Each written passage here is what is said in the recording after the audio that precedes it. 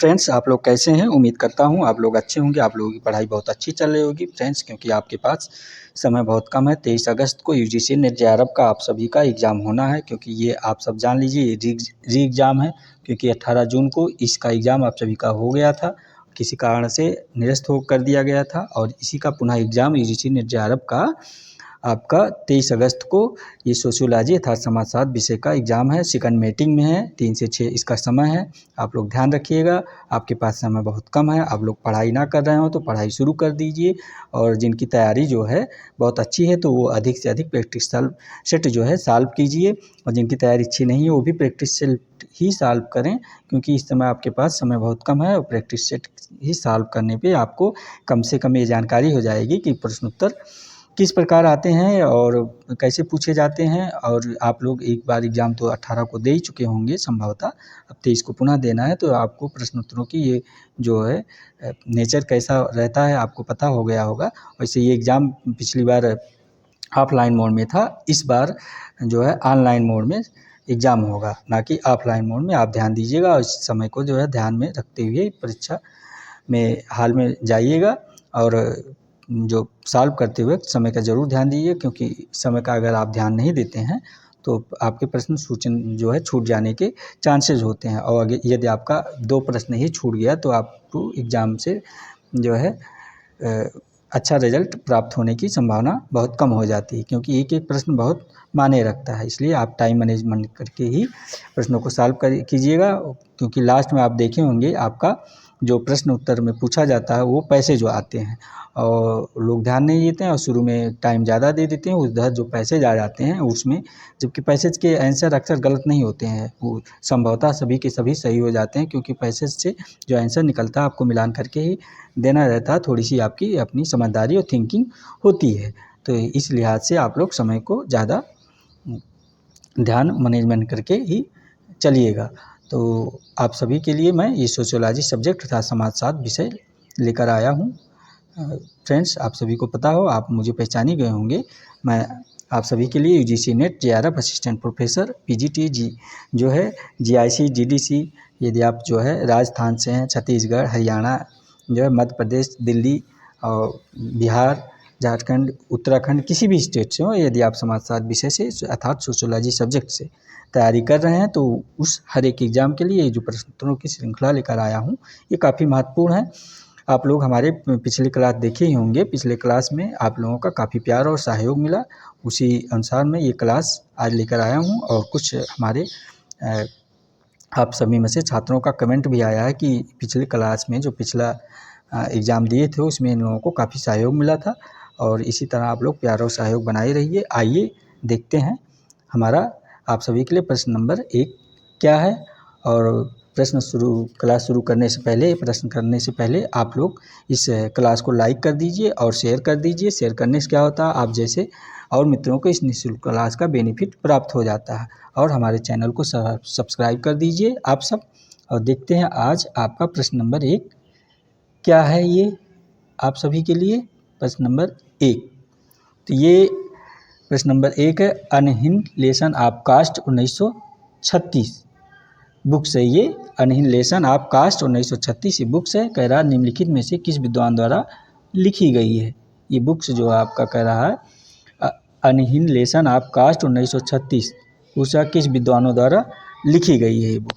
तो आपका ऑप्शन दे रखा, आप ध्यान दीजिएगा। Option A doctor B R Ambedkar, option B दिया है Mahatma Gandhi, option C Govind Sadashiv Guru, option D Karl Marx. तो इसका आंसर क्या हो जाएगा आप सब बताइएगा। इसका आंसर आपका है डॉक्टर बी आर अम्बेडकर महोदय हो जाएंगे। ये आपके डॉक्टर बी आर अम्बेडकर महोदय इसका आंसर आपका हो जाएगा। आप लोग एक चीज़ ध्यान दीजिएगा, जो ये डॉक्टर बी आर अम्बेडकर भारतीय समाजशास्त्री में के तहत आते हैं, ये यहाँ से प्रश्न जो है बहुत पूछे जाते हैं। तो पूरा टॉपिक इनका डॉक्टर बी आर अम्बेडकर का तैयार कर लीजिए, चाहे आप पीजीटी दे रहे हों या यूजीसी नेट जेआरएफ दे रहे हों। यूजीसी नेट जेआरएफ में 2-3 क्वेश्चन यहाँ से मिलता ही मिलता है, इनके जो है बुक से, इनकी अवधारणा से, इनके विचार से। तो इनको आप पूरी तरह से तैयार करके ही एग्ज़ाम में जाइएगा, और प्रश्न आप सॉल्व करते रहेंगे तो आपको काफ़ी सहयोग खुद ही मिल जाएगा। आइए देखते हैं आपका अगला प्रश्न क्या कह रहा है। आपका प्रश्न नंबर ये 2, आपका 2 नंबर प्रश्न कह रहा है, कि किसने चंपारण सत्याग्रह के दौरान बिहार में गांधी जी की जान बचाई थी। किस सत्याग्रह के दौरान पूछ रहा है, ये जो आपका चंपारण सत्याग्रह है, कह रहा है इस दौरान बिहार में जो बवाल हुआ था, बवाल मतलब जो है विद्रोह हुआ था, तो उस समय गांधी जी की जान किसने बचाई थी। तो आपका ऑप्शन ए है रविंद्र पाठक, option B Battakh Miyan, option C Hamid Ansari, option D उपरोक्त में से कोई नहीं। तो इसका आंसर जो आपका हो जाएगा, ये आपका आंसर ऑप्शन बी है, बत्तख मियाँ जो हैं, इन्होंने महात्मा गांधी की जो है जो है बिहार ये चंपारण सत्याग्रह जो हुआ था उसमें जान बचाई थी, किसकी, गांधी जी की। आइए देखते हैं अगला प्रश्न क्या है आपका। नेक्स्ट ये है संथाल, प्रश्न है संथाल विद्रोह के समय इसका नेतृत्व करने वाले निम्नलिखित में से कौन थे। कौन सा विद्रोह, संथाल विद्रोह का।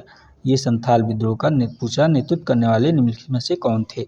तो संथाल विद्रोह का नेतृत्व करने वालों में आपका ऑप्शन ए दिया है जारा भगत एवं भगत सिंह, ऑप्शन बी दिया सिद्धू एवं कान्हू, ऑप्शन सी दिया केशव चंद्र एवं गांधी जी, ऑप्शन डी दिया इनमें से कोई नहीं।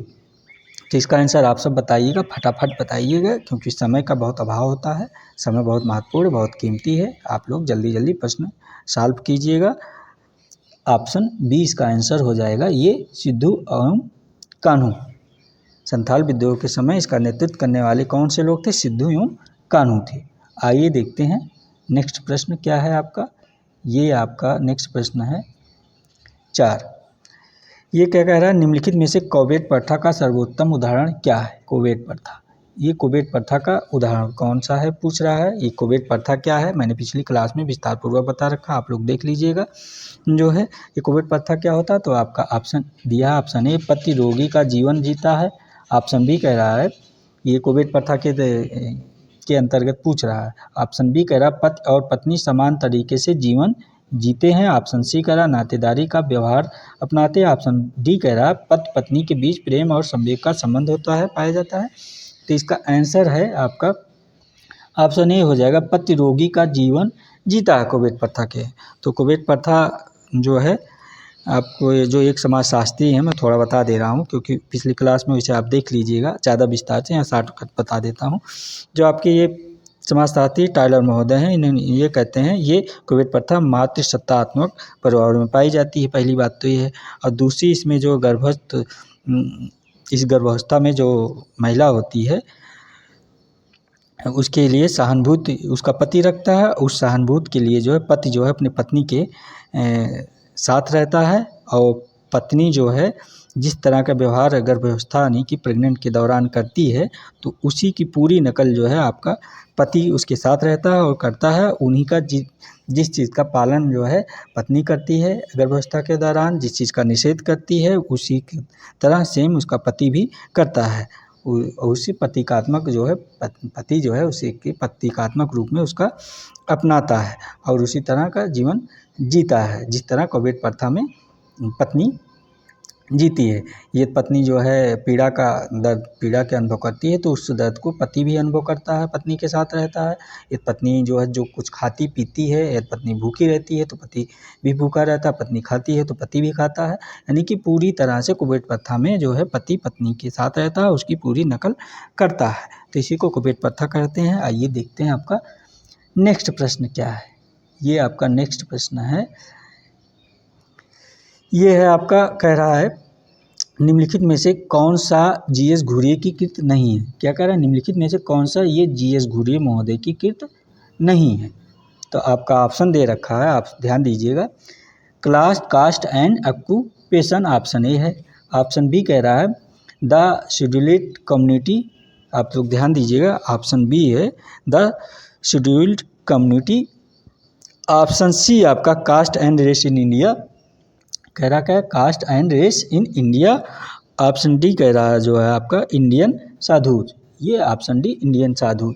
तो इसमें से कौन सी बुक ऐसी है जो आपका ये जीएस घुरिये यानी कि गोविंद सदाशिव घुरिये महोदय की नहीं है।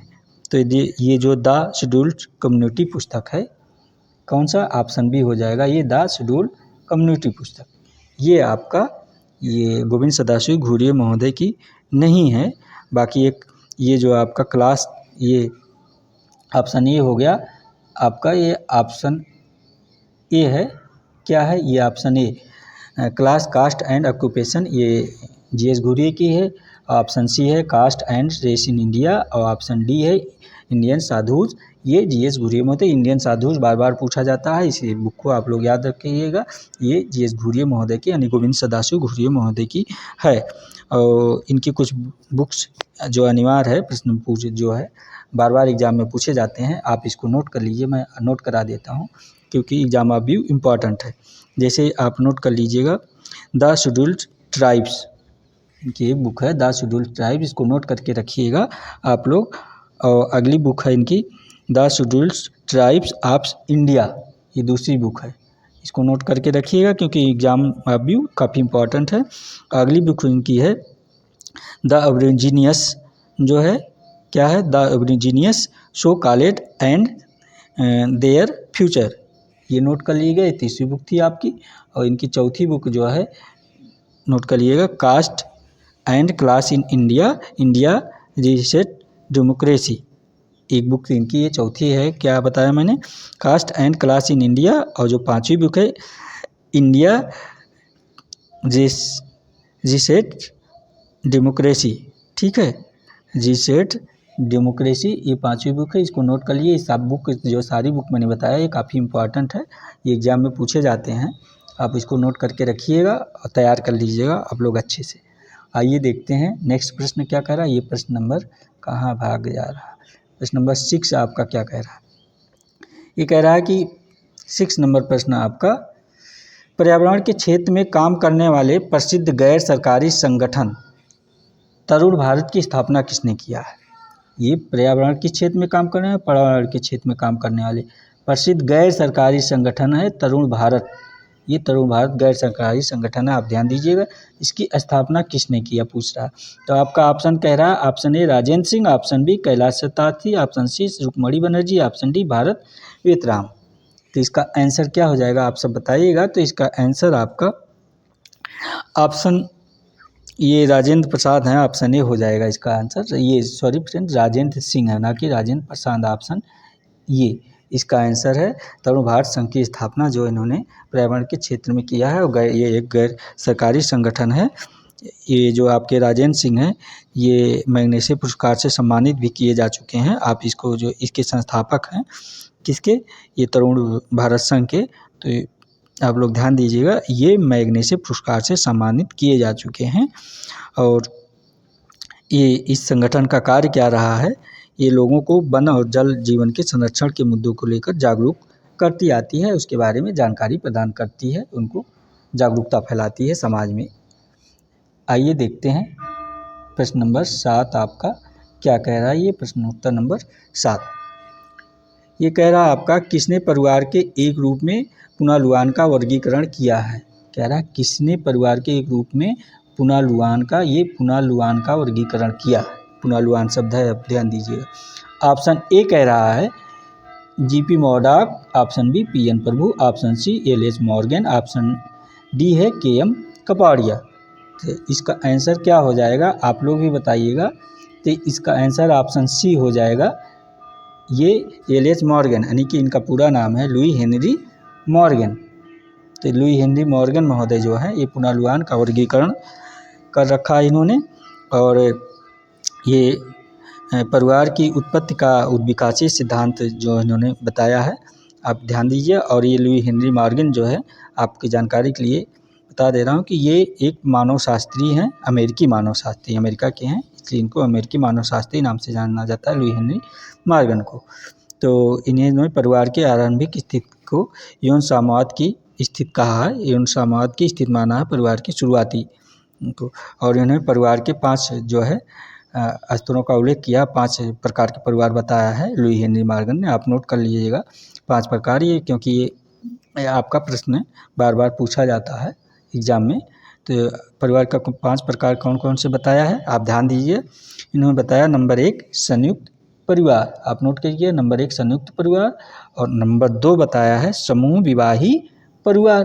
और नंबर 3 इन्होंने बताया है सिंडेस्मियन परिवार, ये पूछा जाता है, आप लोग ध्यान दीजिएगा। नंबर 3 सिंडेस्मियन परिवार है। और नंबर 4 है पितृसत्ता आत्मक परिवार, क्या बताया है? पितृसत्तात्मक परिवार। और नंबर 5 बताया है एक विवाही परिवार।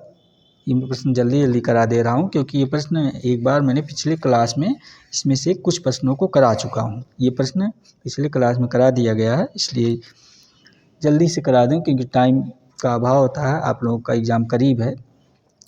आइए देखते हैं नेक्स्ट प्रश्न क्या है आपका। ये प्रश्न नंबर 8 है।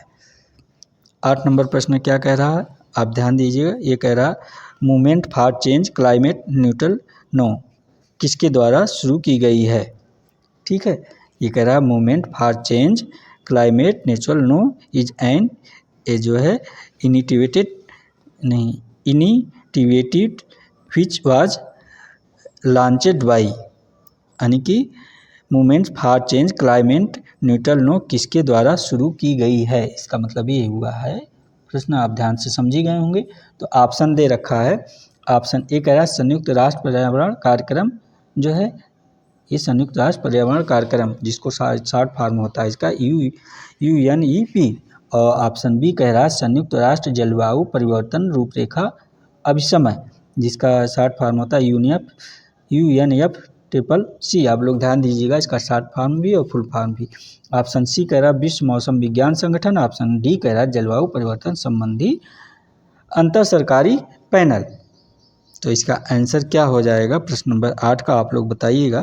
तो इसका आंसर आपका ये बी हो जाएगा। आप ध्यान दीजिएगा, बी UNFCCC यानी संयुक्त राष्ट्र जलवायु परिवर्तन रूपरेखा अभिसमय, क्योंकि ये जो है आपका दिसंबर 11 में the United nation climate change script द्वारा शुरू की गई एक पहल है। आप लोग ध्यान दीजिएगा इस प्रश्न को। आइए देखते हैं आपका अगला प्रश्न क्या कह रहा है। प्रश्न नंबर 9 आपका, ये प्रश्न उत्तर नंबर 9 क्या कह रहा है। ये कह रहा है कौन विचारवादात्मक आधुनिकीकरण यानी कि रिफ्लेक्सिव मॉडर्नाइजेशन से संबंधित है। ठीक है, आप दोनों जानिएगा इसका हिंदी इंग्लिश।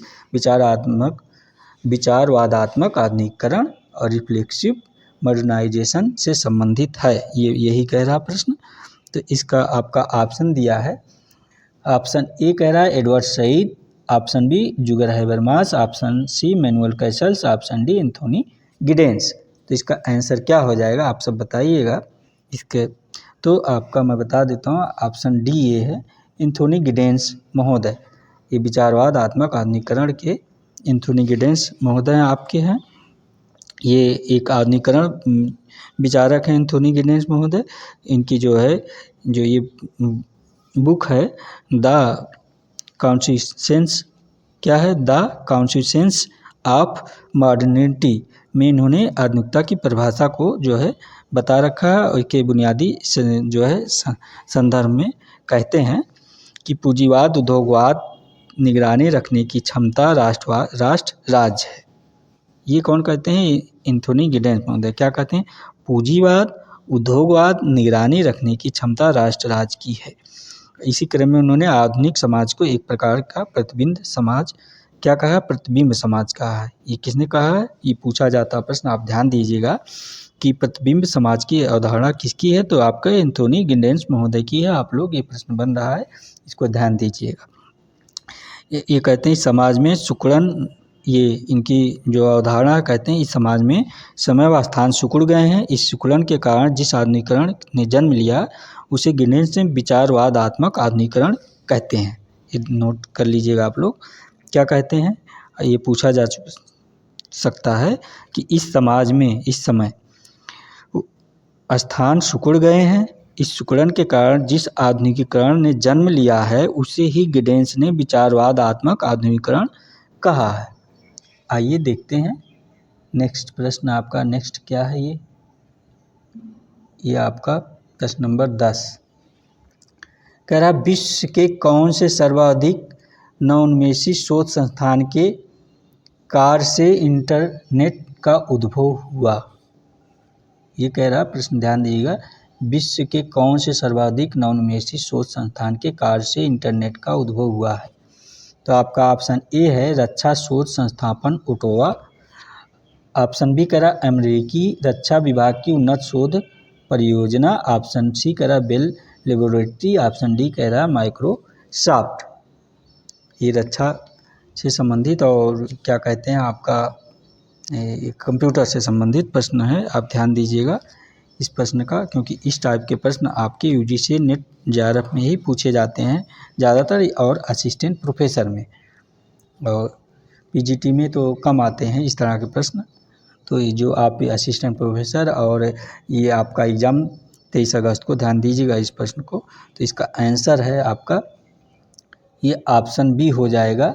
आंसर इसका ऑप्शन बी, ये ऑप्शन बी इसका आंसर है कि अमेरिकी रक्षा विभाग की उन्नत शोध परियोजना है। विश्व के अमेरिकी रक्षा विभाग की उन्नत शोध परियोजना द्वारा सर्वाधिक नवोन्मेषी शोध संस्थान के कार्य से इंटरनेट का उद्भव हुआ अर्थात विकास हुआ है। आइए देखते हैं ये प्रश्न क्या कह रहा है आपका। प्रश्न नंबर 11, ये कह रहा है निम्नलिखित में से कौन सा एक सही नहीं सुमेलित है। प्रश्न 11 कह रहा है कि निम्नलिखित में से कौन सा एक सही नहीं सुमेलित है। तो आपका ऑप्शन ए कह रहा है कि max weber the religion of India. Max weber कह रहा है max weber the religion of India. Irwin Goffman का है इंटरेक्शन जो है रिचुअल। एंथोनी गिडेंस का the schedules community. Option D बता रहा है डेविड हेल्ड का मॉडल्स ऑफ डेमोक्रेसी। तो इसका आंसर क्या हो जाएगा आप सब बताइएगा। आंसर प्रश्न नंबर 11 का तो आपका ये जो है ऑप्शन सी हो जाएगा। एंथोनी गिडेंस जो ये महोदय हैं, एंथोनी गिडेंस, ये ऑप्शन सी इसका आंसर है। ये कह रहा ये एंथोनी गिडेंस, ये द शेड्यूल्ड कम्युनिटी इनकी नहीं है, एंथोनी गिडेंस की। तो एंथोनी गिडेंस महोदय की कौन सी बुक है आप लोग ध्यान दीजिएगा। एंथोनी गिडेंस की ये द शेड्यूल्ड कम्युनिटी नहीं है, तो फिर एंथोनी गिडेंस की कौन सी बुक है। तो इनकी बुक का नाम है, आप नोट कर लिए, the nation state and violence. यहाँ पे होना चाहिए द नेशन स्टेट जो है, आप ध्यान दीजिए यहाँ पे, इसके यहाँ द शेड्यूल्ड कम्युनिटी की जगह होना चाहिए the nation state and violence. ये इनकी है जो है। आइए देखते हैं आपका अगला प्रश्न क्या है। प्रश्न नंबर ये आपका 12, ये कह रहा है विश्व में चारों ओर शक्तिशाली वित्तीय संस्थाओं द्वारा नव उदारवाद को थोपा गया है। निम्नलिखित में से कौन सी ऐसी संस्था है। फिर से प्रश्न ध्यान से, आप लोग प्रश्न ध्यान से पढ़िएगा तो ताकि आंसर देने में दिक्कत नहीं होता है। आपके जब प्रश्न समझ में आ जाएगा तो आंसर जो है अपने आप समझ में पता चला। आप हड़बड़ी और जल्दी में प्रश्न पढ़ रहे हैं और आंसर कुछ कह रहा है, बाद में आप जब आके रूम पर पढ़ते हैं कहते हैं अरे ये तो आता हुआ गलत हो गया। इसलिए प्रश्नों को ध्यान से पढ़िएगा और आंसर को भी ध्यान से पढ़िएगा, अपने आप उत्तर मिल ही जाता है। यदि आप कभी भी आपके सामने से वो प्रश्न उत्तर गुजरा, आपने कभी भी पढ़ रखा है तो वो आपके सामने आंसर अपने आप आ जाता है। तो प्रश्न 12 क्या कह रहा है, विश्व में चारों ओर शक्तिशाली वित्तीय संस्थाओं द्वारा नव उदारवाद को थोपा गया है। निम्नलिखित में से कौन सी ऐसी संस्था है इसमें से। तो ऑप्शन ए कह रहा है अंतर्राष्ट्रीय श्रम संगठन। ऑप्शन बी कह रहा है संयुक्त राष्ट्र शैक्षणिक वैज्ञानिक और सांस्कृतिक संगठन यूनेस्को में है ये। ऑप्शन सी कह रहा है इंटर अमेरिकी विकास बैंक। ऑप्शन डी कह रहा है ब्रिक्स। तो इसका आंसर क्या हो जाएगा, विश्व में चारों ओर शक्तिशाली वित्तीय संस्थाओं द्वारा नव उदारवाद को थोपा गया है। प्रश्न कह रहा है तो निम्नलिखित में से कौन सी ऐसी संस्था है जिस पे ये थोपा गया है। इसका कहने का सही है, तो आप इसका बताएंगे, आप समझ गए होंगे इसका आंसर क्या होगा। अंतर्राष्ट्रीय जो ये आपके अंतर अमेरिकी विकास बैंक है, क्या है, अंतर अमेरिकी विकास बैंक, ये इसका आंसर हो जाएगा। अंतर अमेरिकी विकास बैंक जो है संयुक्त, ये इंटर अमेरिकी विकास बैंक, ये ऑप्शन सी, इसका आंसर ऑप्शन सी आपका हो जाएगा। ये ऑप्शन सी इंटर अमेरिकी विकास बैंक, अंतर अमेरिकी विकास बैंक भी इसको IDB भी कहते हैं। इस बैंक को आप याद कर रखिएगा, IDB भी कहते हैं, क्योंकि अंतर्राष्ट्रीय श्रम संगठन को क्या कहते हैं, ILO कहते हैं। इसको आप लोग ध्यान दीजिए, इसको ILO कहते हैं। ये अंतर्राष्ट्रीय आपको अंतर्राष्ट्रीय श्रम संगठन को, क्योंकि कभी कभार फुल फॉर्म भी आता है, तो इसका ILO का जो फुल फॉर्म होगा इंटरनेशनल लेबर ऑर्गेनाइजेशन, ILO हो जाएगा। और ये जो आपका होता है संयुक्त राष्ट्र शैक्षणिक वैज्ञानिक और सांस्कृतिक संगठन, यूनेस्को वाला है, ये ऑप्शन 2 है बी। इसका जो है शॉर्टकट हो जाएगा क्या, United Nation Educational Scientific and Cultural Organization, इसका हो जाएगा आपका अब बी का। तो इसका बी का शॉर्ट फॉर्म जो होता है आप नोट कर लीजिएगा, UNESCO। क्या होगा ये, UNESCO।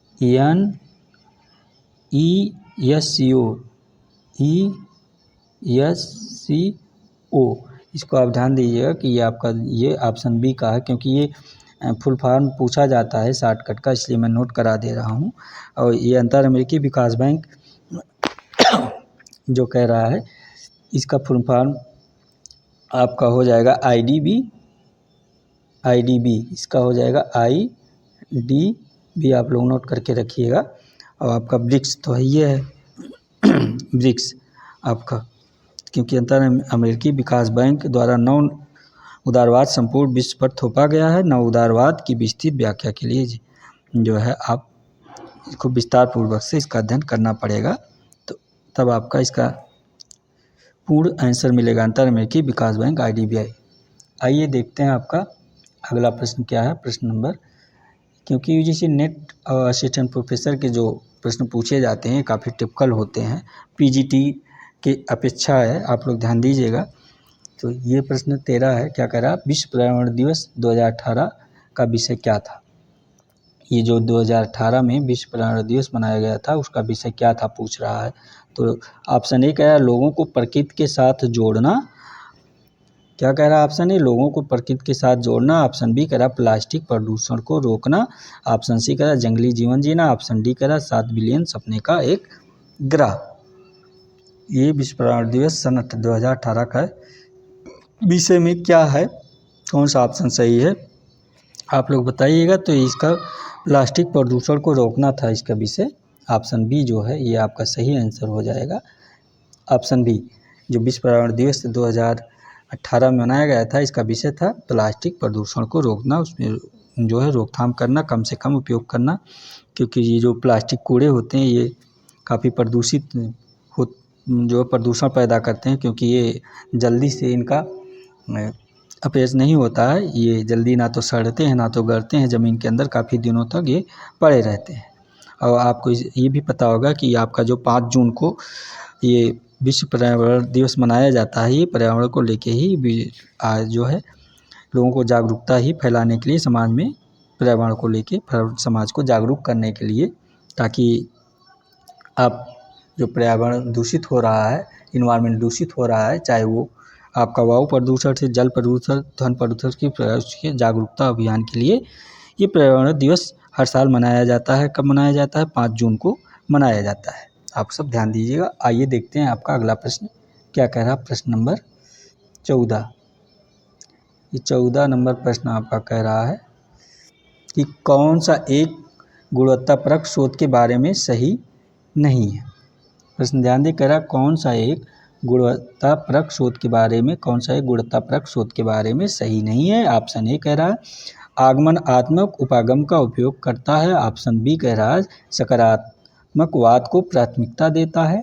ऑप्शन सी कह रहा व्याख्या को सम्मिलित करता है। ऑप्शन डी कह रहा मान्यता निर्णय को सम्मिलित करता है। प्रश्न 14, तो इसका आंसर क्या हो जाएगा आप सब बताइएगा। तो ऑप्शन बी इसका आंसर है, ये आपका ऑप्शन बी सकारात्मकता को प्राथमिकता देता है। गुणवत्तात्मक पूछ रहा है गुणवत्तापरक शोध के बारे में सही नहीं है, तो ये सही नहीं है, सकारात्मक को प्राथमिकता देता है, आपका ये सही नहीं है, ये नहीं पूछ रहा है। आप ध्यान दीजिएगा इस चीज़ को। फिर सही क्या है आपका, गुणात्मक शोध के अंतर्गत आपका सकारात्मक को प्राथमिकता नहीं दी जाती। विस्तृत विश्लेषण के जो है इसका आप कर सकते हैं। ये जो आपका ऑप्शन ए है ये सही है, यह आगमनात्मक उपागम का उपयोग करता है। ऑप्शन सी भी सही है, व्याख्यात्मक को सम्मिलित करता है। ऑप्शन डी भी सही, मान्यता निर्णय को सम्मिलित करता है। कौन सा आपका सही नहीं है, आप ध्यान दीजिए। ऑप्शन बी ये जो है ये सही नहीं है। आइए देखते हैं अगला प्रश्न क्या है। प्रश्न नंबर 15 क्या कह रहा है आपका, आप ध्यान दीजिए। प्रश्न नंबर 15 ये कह रहा है कि भारत में सामाजिक वानिकी शब्द का प्रयोग पहली बार कब किया गया। प्रश्न कह रहा भारत में सामाजिक वानिकी शब्द का पहली बार प्रयोग कब किया गया। तो आपका ऑप्शन कह रहा है option A 1972, option B 1976, option C 1978, option D 1979। तो इसका आंसर क्या हो जाएगा आप सब भी बताइएगा। 15 का आंसर जो भारत में सामाजिक वानिकी शब्द का पहली बार प्रयोग कब किया गया था। तो इसका प्रयोग पहली बार आपका सन 1976 में किया गया था। ये आपका ध्यान दीजिएगा, सन 1976, ऑप्शन बी इस सही हो जाएगा आपका, क्योंकि सामाजिक वानिकी से जो अर्थ खाली पड़े स्थानों पर फलदार वृक्ष लगाने से है। सामाजिक वानिकी से यानी कि वृक्षारोपण से फलदार वृक्षों को, जिससे पर्यावरण की सुरक्षा के साथ ग्रामीण क्षेत्रों में रोजगार की भी वृद्धि होगी, अर्थात रोजगार भी प्राप्त होगा पर्यावरण वृक्षों की से। क्योंकि भारत में सामाजिक वानिकी जो शब्द का प्रयोग पहली बार राष्ट्रीय कृषि आयोग द्वारा सन 1976 में किया गया था। कब किया गया था पहली बार, जो है राष्ट्रीय कृषि जो है आयोग द्वारा सन 1976 में किया गया था। क्या सामाजिक वानिकी शब्द का प्रयोग जो है, और इसका मूल आधार क्या था, इसमें ईंधन, चारा, लकड़ी और छोटे मोटे वन उत्पादों की पूर्ति करने वाले पेड़ लगाने के कार्यक्रम के लिए किया गया था। इसका सामाजिक वानिकी शब्द का प्रयोग और पहली बार राष्ट्रीय कृषि आयोग द्वारा सन 1976 में इसका महत्व को बताया गया और इसका प्रयोग किया गया। आइए देखते हैं आपका प्रश्न नंबर 16 क्या कह रहा है। प्रश्न नंबर 16 ये कह रहा है निम्नलिखित में से कौन सा एक ग्रामीण समाज की विशेषता नहीं है। आप ध्यान दीजिए क्या कह रहा है, निम्नलिखित में से कौन सा एक ग्रामीण समाज की विशेषता नहीं है। तो आपका ऑप्शन ए कह रहा प्राकृतिक वातावरण की प्रधानता, ये प्राकृतिक वातावरण की प्रधानता। ऑप्शन सी कह रहा कृषि अर्थव्यवस्था, ऑप्शन सी कह रहा विनिर्माण और उद्योग, ऑप्शन डी कह रहा संयुक्त परिवार। इसका आंसर क्या हो जाएगा आप सब बताइएगा। आंसर प्रश्न नंबर 16 इसका आंसर सी हो जाएगा आपका, ऑप्शन सी है विनिर्माण और उद्योग। इसका आंसर विनिर्माण और उद्योग। आप सब ध्यान दीजिएगा, क्योंकि ग्रामीण समाज वह है जहाँ पर लोग कृषि कार्य में लगे होते हैं और कृषि उद्योग का कार्य करते हैं। वस्तुओं का प्राथमिक उत्पादन प्रकृति के सहयोग से करते हैं। आपके जो ये समाजशास्त्री हैं लैंडिस महोदय के, इनके अनुसार ये कहते हैं कि ग्रामीण समाज उसे कहा जा सकता है जहाँ पर, बताते हैं ये लैंडिस महोदय, जहाँ पर प्रकृति पर प्रत्यक्ष रूप से निर्भर किया जाते हैं, यानी पूर्ण रूप से प्राकृतिक पर रहते हैं निर्भर, और जिसका आकार सीमित होता है और जिसमें सदस्यों के बीच घनिष्ठ और प्राथमिक संबंध पाए जाते हैं। और ग्रामीण समाज की विशेषता के अंतर्गत ये निम्नलिखित विशेषता बताते हैं कुछ। ये आपके लैंडिस महोदय ये कहते हैं कि इसमें समुदाय का छोटा आकार होता है, गांव में समुदाय का छोटा आकार होता है, कृषि कार्य इनका मुख्य व्यवसाय होता है, परिवारात्मकता होती है, नहीं परिवार संयुक्त परिवार होता बताते हैं, धर्म का महत्व होता है, प्राकृतिक वातावरण की प्रधानता होती है, और जीवन जो है स्थिर होता है, विशेषीकरण का अभाव होता है, सरल जीवन होता है, इसमें गतिशीलता का अभाव होता है। ग्रामीण समाज में जात प्रथा पाई जाती है, जनमानी प्रथा पाई जाती है, जनमानी व्यवस्था पाई जाती है, जनमत की प्रधानता होता है, अशिक्षा होता है, भागवादिता पर ज़्यादा निर्भर करते हैं ये लोग, क्योंकि अशिक्षा के कारण भागवादी होते हैं। विनिर्माण और उद्योग आधुनिक उत्तर आधुनिक औद्योगिक समाज की विशेषता जो है इनकी ये बताते हैं। कौन, ये सब जो जितने हम मैंने बताया ये आपके जो लैंडिस महोदय हैं समाजशास्त्री विद्वान, इन्हीं के अनुसार है ये इनका है। तो आइए देखते हैं प्रश्न नंबर अगला क्या कह रहा है। ये प्रश्न नंबर 17 आपका क्या कह रहा है, देखते हैं। कह रहा है 17 नंबर प्रश्न, निम्नलिखित पुस्तकों और लेखों में से कौन सा सही नहीं सुमेलित है, सही उत्तर का चयन करें। प्रश्न क्या कह रहा है, पुस्तकों और लेखों में से कौन सा सही नहीं सुमेलित है, सही उत्तर का चयन करें। तो आपका सही उत्तर क्या हो जाएगा, ध्यान दीजिएगा। ये प्रश्न नंबर 17 है। ये आपका पहला कह रहा आफ्टर किनशिप, ये कह रहा आफ्टर किनशिप। क्या कह रहा है, पोलिनो कोलोंडा। आफ्टर किनशिप कह रहा है पोलोनो कोलोंडा दे रखा है। आप ये दूसरा कह रहा है अमेरिकन किनशिप। ऑप्शन बी कह रहा है ये अमेरिकन किनशिप। डेविड यम क्या कह रहा है, डेविड यम स्नाइडर महोदय ये बता रहा है। ऑप्शन सी कह रहा है आपका स्ट्रक्चर एंथ्रोपोलॉजी। स्ट्रक्चर एंथ्रोपोलॉजी ये किसका बता रहा है, क्लाउड लेवी स्टार्स। और ऑप्शन डी कह रहा है ये the theory of social structure. Option D the theory of social structure ये सिर्फ नोडाल का बता रहा है। तो कह रहा है इसमें कौन सा एक सही नहीं सुमेलित है। आपको मैंने पहले कहा ये कौन सा एक सही नहीं सुमेलित है, यानी 3 इसमें से 3 सही है, 1 सही नहीं सुमेलित है। तो कौन सा सही नहीं सुमेलित है, तो इसका आंसर आपका ये ऑप्शन ए हो जाएगा, आफ्टर किनशिप पोलिनो कोलेंडा। ये आफ्टर किनशिप जो है आपका ये आफ्टर किनशिप पोलिनो कोलोंडा का नहीं है। तो ये फिर किसका है, ये जेनेट कार्स्टन महोदय का है। ये किसका है, जेनेट कार्स्टन महोदय का। आप नोट कर लीजिएगा, जेनेट कार्स्टन महोदय का है ये ऑप्शन, ये ए वाला आपका। तो बाकी ये सही नहीं है, आप ध्यान, ये वाला नहीं सही, ए वाला ये ऑप्शन नहीं सही है क्योंकि इसके जेके जेनेट कार्स्टन है आपके। और बाकी ये आपका बी और सी और डी ये सही सुमेलित है। आइए देखते हैं आपका अगला प्रश्न क्या कह रहा है। प्रश्न नंबर ये आपका 19 प्रश्न आ गया। कह रहा निम्नलिखित में से कौन सी कृत आदिकाल से लेकर आधुनिक समाज तक की विकास प्रक्रिया से संबंधित है। प्रश्न ध्यान दीजिएगा आप सब। कह रहा निम्नलिखित में से कौन सी कृत जो है आदिकाल से लेकर आधुनिक समाज तक विकास प्रक्रिया से संबंधित है। तो आपका ऑप्शन ए कह रहा है division of labour society Emile Durkheim का बता रहा है। Economic and society Max Weber का बता रहा है। ऑप्शन सी कह रहा है the handbook of economic sociology Smelser बता रहा है, इस्माइल सर का। और the original of the family private property and state ये फ्रेडरिक एंगल्स का बता रहा है। तो इसका आंसर क्या हो जाएगा आप सभी बताइएगा। तो ये जो आपका division of labour society Emile Durkheim महोदय हैं, ये ऑप्शन ए सही हो जाएगा क्योंकि इसमें इन्होंने आदिकाल से लेकर आधुनिक समाज तक की प्रक्रिया का the division of labour society में बता रखा है। इनकी जो इस्माइल दुर्खिम महोदय की ये जो कृत है the division of labour in society में आदिकाल से लेकर आधुनिक समाज तक की इन्होंने विकास प्रक्रिया का उल्लेख कर रखा है। आप ध्यान दीजिएगा, इन्होंने इस पुस्तक में अपने इस 2 भागों में विकास को बांट रखा है। एक कहा है यांत्रिक एकता है का समाज है और दूसरा बताया सामूहिक एकता का समाज। तो इन्होंने यांत्रिक एकता के समाज में प्राचीन समाज से संबंधित बातों के बारे में वर्णन कर रखा है, बता रखा है।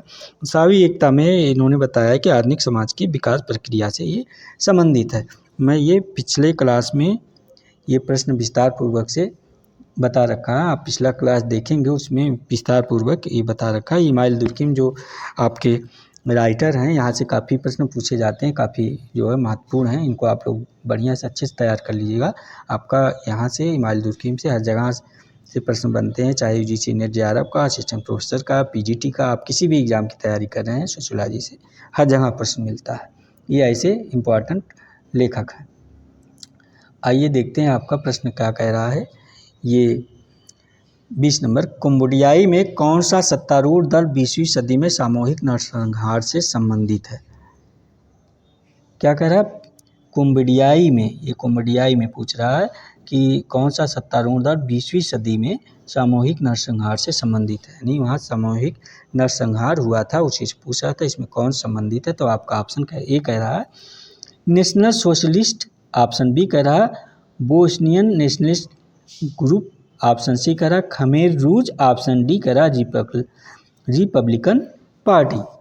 तो इसका कौन सा आंसर सही हो जाएगा, प्रश्न नंबर 20 का आप बताइएगा। तो इसका आंसर आपका ये जो खमेर रूज है, ये ऑप्शन सी ये सही है। कंबोडियाई में ये जो सत्तारूढ़ दल था 20वीं शताब्दी में, खमेर रूज, ये सामूहिक नरसंहार से संबंधित है क्योंकि आप लोग ध्यान दीजिएगा, ये जो खमेर रूज वो नाम है जिसमें ये आपके कंपुचिया की साम्यवादी पार्टी के अनुयायियों को संबोधित किया जाता था। कौन सा? कंपुचिया की साम्यवादी पार्टी के अनुयायी जो थे उनको संबोधित किया। ये कंपुचिया के जो साम्यवादी पार्टी थे ये सन 1975 से 1979, नोट कर लीजिएगा, के दौरान कंबोडिया का सत्तारूढ़ दल था। ये 1975 से 1979 के बीच में इसका नेतृत्व, आपका जो नेतृत्व करता था कौन था? नोट कर लीजिएगा, पोल पाट लेंगसारी, इसका नाम था पोल पाट लेंगसारी। और कौन था? सोनसेन ख्यू सम्फान किया करते थे। ये 20वीं सदी में कंबोडिया में सामूहिक नरसंहार से संबंधित है, उसके जिम्मेदार हैं आपकी। आइए आपका अगला प्रश्न देखते हैं। प्रश्न नंबर ये आपका, निम्नलिखित में से किस विद्वान द्वारा प्रभुत्व की अवधारणा का प्रतिपादन किया गया है? प्रश्न क्या कह रहा है, ध्यान दीजिएगा कि निम्नलिखित में से किस विद्वान द्वारा प्रभुत्व की अवधारणा का प्रतिपादन किया गया? कौन सी अवधारणा? प्रभुत्व की अवधारणा का प्रतिपादन किया गया है। तो ऑप्शन ए कह रहा है एंटोनियो ग्राम्स्की, ऑप्शन बी कह रहा है कार्ल मार्क्स, ऑप्शन सी कह रहा है मैक्स वेबर, ऑप्शन डी कह रहा है डेरन डार्क। तो कौन सा हो जाएगा इसका आंसर? क्या हो जाएगा? प्रश्न नंबर 21 का आप सब बताइएगा। तो ये जो आपके ऑप्शन ए हैं, एंटोनियो ग्राम्स्की महोदय, इन्होंने जो है प्रभुत्व की अवधारणा का प्रतिपादन किया है, एंटोनियो ग्राम्स्की महोदय, क्योंकि इनकी जो प्रमुख किस है, नोट कर लीजिएगा, क्या है? Letters from precision. क्या है? लेटर्स फ्रॉम प्रिसन में प्रभुत्व की अवधारणा का प्रतिपादन उन्होंने किया है। और प्रभुत्व की परिभाषित करते हुए ग्राम्स्की ने कहा है कि प्रभुत्व शीर्ष वर्ग द्वारा जो है अभ्यासित और जो है कार्यान्वित सांस्कृतिक नेतृत्व है, और प्रभुत्व के जो है परिवर्तन में यह दबाव की धारणा प्रस्तुत करता है, जो कि ये बताते हैं कि विधायिका या कार्यपालिका की शक्तियों द्वारा संचालित होता है। इसमें पुलिस दखल अंदाजी से व्यक्त होता है, यानी पुलिस प्रशासन द्वारा शासन कार्य करने की बात करते हैं। ये आपके एंटोनियो ग्राम्स्की ने किस बुक में करते हैं? लेटर्स फ्रॉम पोजीशन में। आप लोग इसको नोट करके रखिएगा। आइए देखते हैं 20, ये प्रश्न क्या कह रहा है आपका? 22 है, नातेदारी अध्ययनों में सहसंबंध सिद्धांत किस विद्वान से संबंधित है? क्या कह रहा है? नातेदारी अध्ययनों में सहसंबंध सिद्धांत जो ये है किस विद्वान से संबंधित है पूछ रहा है। तो ऑप्शन ए कह रहा है Kathleen Gough, option B Pauline Kolenda, option C कह रहा है Claude Levi Strauss, option D कह रहा है रेडक्लिफ ब्राउन। तो इसका आंसर क्या हो जाएगा? आप सब बताइएगा। ये प्रश्न नंबर 22 का आंसर क्या हो जाएगा? तो इसके क्लाउड लेवी स्टार्ट महोदय जो ये आपके हैं, ऑप्शन सी ये आंसर हो जाए। क्लाउड लेवी स्टार्ट महोदय जो हैं, क्योंकि ये नातेदारी अध्ययनों में सहसंबंध सिद्धांत का क्लाउड लेवी स्टार्ट महोदय करते हैं। क्लाउड लेवी स्टार्ट महोदय बताते हैं, इनकी एक जो प्रमुख रचना है आप नोट करके रखिए, the elementary structure of kinship. किसकी है? क्लाउड लेवी स्टार्ट महोदय की। इसको नोट करिए क्योंकि ये बार बार पूछा जाता है एग्जाम में। The elementary structure of kinship, ये भाषा विज्ञान से संबंधित व्यवस्था और नातेदारी व्यवस्था संबंधी समानताओं का अध्ययन किया है इन्होंने। कौन? लेवी क्लाउड स्टार्ट महोदय। लेवी क्लाउड स्टार्ट का प्रथम प्रयास यह है, विवाह के नियमों तथा उनके वर्जित निषेधों के संबंध में जुड़ी जो है संरचना है उसका अध्ययन करते हैं, उसके बारे में बताते हैं, जानकारी देते हैं। और बाह्य विवाह के नियमों का अध्ययन, मिथक और संरचना, नातेदारी व्यवस्था का अध्ययन क्लाउड लेवी स्टार्ट के अध्ययन का केंद्र बिंदु रहा है। इनका केंद्रबिंदु अध्ययन क्या रहा है? बहिर्विवाह और मिथक जो उसमें पाई जाती है और जो नातेदारी व्यवस्था है उसमें इन्होंने बहुत विस्तार पूर्वक से इसके बारे में अध्ययन कर रखा। कौन? क्लाउड लेवी स्टार्ट महोदय। आइए देखते हैं आपका प्रश्न, ये क्या कह रहा? प्रश्न नंबर आपका 23 कह रहा, समाजशास्त्र जुर्गेन हैबरमास ने किस आलोचनात्मक सिद्धांत पर बल दिया है? जो समाजशास्त्री आपके जुगेर हैबरमास हैं, क्या है? समाजशास्त्री जुगेर हैबरमास, ये कह रहा है आलोचनात्मक जो है सिद्धांत पर बल दिया है, यानी किस आलोचनात्मक सिद्धांत पर इन्होंने बल दिया है कह रहा है। तो आपका ऑप्शन ए नव उपनिवेशवाद सिद्धांत कह रहा है, ऑप्शन बी कह रहा है विनिमय का सिद्धांत, ऑप्शन सी संरचना का सिद्धांत, ऑप्शन डी संप्रेषण आत्मक क्रिया का सिद्धांत। तो इसका आंसर क्या हो जाएगा, आप सब बताइए 23 का आंसर। तो संप्रेषण आत्मक क्रिया का सिद्धांत जो है ये आपके हैबर हैबरमास महोदय का है। ये ऑप्शन डी सही आंसर हो जाएगा। संप्रेषण आत्मक क्रिया का सिद्धांत जुगर हैबरमास का, क्योंकि जुगर हैबरमास ने बताया है सिद्धांत का एक आलोचनात्मक सिद्धांत पर बल दिया है। हैबरमास जो अपनी इनकी कृत है एक है थ्योरी ऑफ कम्युनिटी एक्शन, आप नोट करके रखिएगा। थ्योरी ऑफ कम्युनिटी एक्शन में अपने संप्रेषणात्मक क्रिया के सिद्धांत को प्रस्तुत करते हैं और संप्रेषण क्रिया के इन्होंने 4 प्रकार बताए हैं, 4 स्वरूपों की व्याख्या किया है।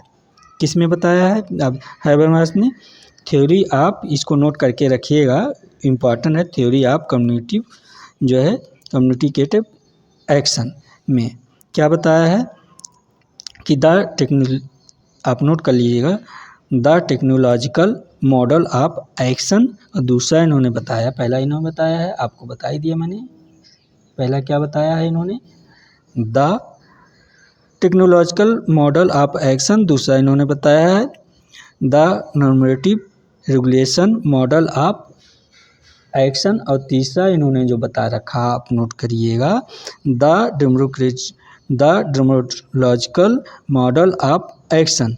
और चौथा इन्होंने बताया the communicative model of action. तो ये चारों जो है इंपॉर्टेंट नोट करिए, क्योंकि इन्होंने ये 4 प्रकार पूछता है एग्जाम में आपका, इसको नोट करके रखिएगा। आइए देखते हैं आपका अगला प्रश्न क्या है। प्रश्न नंबर 24 क्या कह रहा है आपका, 24 नंबर प्रश्न। ये कह रहा है निम्नलिखित अवधारणा और लेखक में से कौन सी एक गलत सुमेलित है, सही उत्तर चयन कीजिए। इसमें जो कह रहा है इस प्रश्न में, जो आपकी जो अवधारणा है और ये जो लेखक है, कौन सी एक गलत सुमेलित सही उत्तर का चयन करने कह रहा है। यानी कि 3 सही ऑप्शन है, एक कोई गलत ऑप्शन है, उसी का आपको सही उत्तर बताना है। तो इसका ऑप्शन दे रखा है, काल निरपेक्ष का समय कह रहा है मैनुअल कैसल्स का है। अतिशय, ऑप्शन बी कह रहा अतिशय वैश्वीकर्ता डेविड हेल्ड का बता रहा है। ऑप्शन सी कह रहा विलंबित जो आधुनिकता कार्ल मार्क्स को। ऑप्शन डी कह रहा है विश्व प्राणी सिद्धांत इमैनुअल वाल्lerस्टीन का बता रहा है। तो इसका आंसर मैं बता दे रहा हूँ आप सबका, ऑप्शन सी इसका आंसर हो जाएगा। ऑप्शन सी विलंबित आधुनिकता कार्ल मार्क्स जो बता रहा है, ये विलंबित आधुनिकता ऑप्शन सी कार्ल मार्क्स का नहीं है। ये विलंबित आधुनिकता आप सबको जानकारी होना चाहिए, ये आपका एंथोनी गिडेंस महोदय का है। किसका है आपका, ये एंथोनी गिडेंस महोदय का। आप लोग इसको नोट कर लीजिएगा, क्योंकि ये प्रश्न पूछा जाता है। ये आपका इस, और ये जो आपका option A, option B, option C सही सुमेलित है। आइए देखते हैं आपका अगला प्रश्न क्या है। प्रश्न नंबर 25 क्या कह रहा है आपका, ये प्रश्न नंबर 25। ये कह रहा है आपका कि सर्वनाश और आधुनिकता के संबंध में किसने टिप्पणी किया था।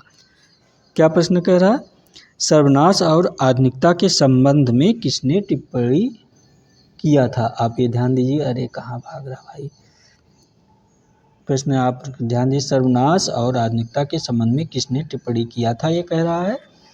तो आपका ऑप्शन ए दिया है Zygmunt Bauman, option D Norbert Elias, option C Ernest Gellner, option D Benjamin Gregg. तो इसका आंसर आपका क्या हो जाएगा, ये जिगमैन बावन इसके आंसर हो जाएंगे। ऑप्शन ये सही आंसर है इसका। जो सर्वनाश और आधुनिकता के संबंध में किसने टिप्पणी किया, तो आपके जिगमैन बावन ने टिप्पणी कर रखा है। और इनकी जो एक प्रमुख बुक है आप नोट कर लीजिएगा, क्या बुक है इनकी, जिगमैन को, इनको जिगमंट भी कहा जाता है। जिगमैन बावन को आप नोट कर लीजिएगा, जिगमंट भी कहा जाता है। इनका जो बुक है नोट करिए, मॉडर्निटी एंड द होलोकास्ट। क्या है, मॉडर्निटी एंड द होलोकास्ट। इसमें इन्होंने सर्वनाश और आधुनिकता के संबंध में अपने विचारों को विस्तार पूर्वक से प्रस्तुत कर रखा, बता रखा। बावन आधुनिकता को जो है जर्मनी में हुए नरसंहार जो था होलोकास्ट के मुद्दे से जोड़ते हैं। कहाँ से, जो जर्मनी में नरसंहार हुआ था। ये एक समाजशास्त्री हैं अच्छे, तो जर्मनी से जोड़ते हैं, जिसमें इन्होंने जर्मन नाजियों द्वारा यहूदियों का सुव्यवस्थित तरीकों से जो विनाश किया गया था, किसके द्वारा? जर्मन नाजियों द्वारा। किसका विनाश? यहूदियों का सुव्यवस्थित से विनाश किया गया था। तो उसका इन्होंने विस्तारपूर्वक वर्णन कर रखा। कहाँ पे कर रखा? Modernity and the Holocaust books में। आप ध्यान दीजिए। इनके शब्दों में यानी बामन मेश्राम कहते हैं, इनकी जो अवधारणा विचार है कि उस विनाश की घटना को एक जटिल सा विचार पूर्ण अभिकथन की संज्ञा दी जा सकती है और नरसंहार आधुनिक नौकरशाही के प्रारूप के रूप में देखा जा सकता है। ये बामन नरसंहार को एक असमान घटना न मानकर आधुनिक तार्किक विश्व की समान घटना के रूप में देखते हैं। बामन की दृष्टि नरसंहार आधुनिकता की एक उपज है। जो आपके जिगमैन बामन हैं, ये कहते हैं जो है जो नरसंहार वगैरह हो रहा है आधुनिकता की एक उपज है, पहले ऐसा नहीं था इनका मानना। आइए देखते हैं आपका अगला प्रश्न क्या करा। प्रश्न नंबर, आज ये फ्रेंड्स आप सभी के लिए 25 प्रश्न ही थे जो कि एग्ज़ाम के दृष्टि से काफ़ी इम्पॉर्टेंट है। आप खासकर आपका यूजीसी नेट जेआरएफ का जो एग्ज़ाम है 23 अगस्त को, उसी को ध्यान में रख के ये प्रश्न उत्तर मैं लाया हूँ। इस तरह का प्रश्न आपका जो है assistant professor UGC net JRF में ज़्यादा पूछे जाते हैं, पीजीटी में जो है कम प्रश्न पूछे जाते हैं। लेकिन जो मैंने इस क्लास में आपको विस्तार किया है, जो मैंने राइटर की अवधारणा बताई है, बुक्स बताई है, वो सब पीजीटी से आपको पीजीटी में के एग्ज़ाम में काम आएंगे, अन्य एग्ज़ामों में काम आएंगे। तो ये क्लास आप सभी को कैसी लगी, आप सब जो है कमेंट करके बताइएगा। अपनी प्रतिक्रिया ज़रूर दिया कीजिए क्लास के लास्ट में कि आपको ये क्लास कैसी लगी और आपको अगली क्लास किस टॉपिक पे चाहिए। यदि आपको प्रश्नोत्तरों की श्रृंखला चाहिए तो भी कमेंट करके बताइए, और यदि आपको कोई उस तरह का क्लास किसी टॉपिक पे, किसी थिंकर पे थ्योरिकल चाहिए तो भी बताइए। आप सभी के लिए मैं उस टॉपिक पर जो आप बताएंगे कमेंट करके, मैं उस थिंकर या उस टॉपिक पर क्लास लेकर आऊँगा। आप सभी का बहुत बहुत धन्यवाद। थैंक यू वेरी मच आप सभी का फ्रेंड्स।